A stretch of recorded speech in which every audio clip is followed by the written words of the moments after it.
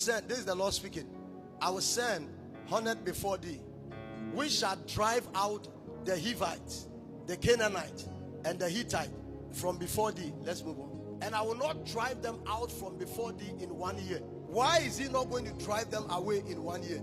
It is in the lest the beast, the land become desolate, and the beast of the field multiply against it. The Lord said, I am taking you to a land. The land is already occupied by some inhabitants. But when you get there, I will send 100 before you. And when he goes, he shall drive them. But I will not drive them in 1 year. When I drive them in 1 year, your population is not enough to fill the entire land. And because your population is not enough to fill the entire land, I, the Lord, I know the mystery of what? Of fullness and vacancy. And I know once the land is vacant, once I sack the people who are in this row and there is nobody on this row, he said, I know because it is a space created, wild beasts will fill the place and multiply. Even God understands that when you are driving out, you must have enough to fill. Because if you don't fill, it will be filled by that which you don't want. And most believers, these are not careful.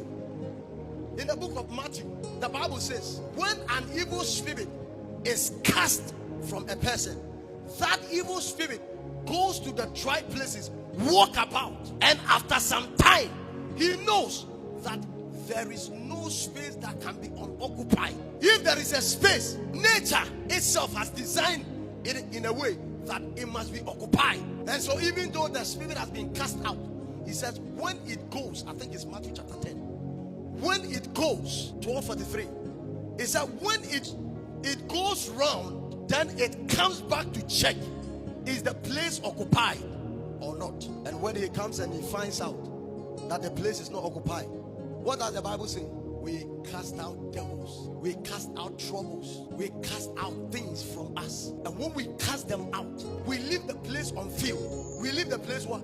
Unfilled. And when the place is unfilled, it must be occupied. If it is not occupied by God, it must be occupied by Satan. If it is not occupied by spirituality, it must be occupied by the lust of the flesh. Most of the time, when we are not at the maturity level, we don't carefully plant, because a man that is not matured is a man devoid of what? Or void of understanding. A man that is not matured is a man that is slothful, lazy. I said here last week, prayer is work. Prayer is what? Work. God said, let there be. It is because it is God, I cannot call it prayer. But that amounts to prayer.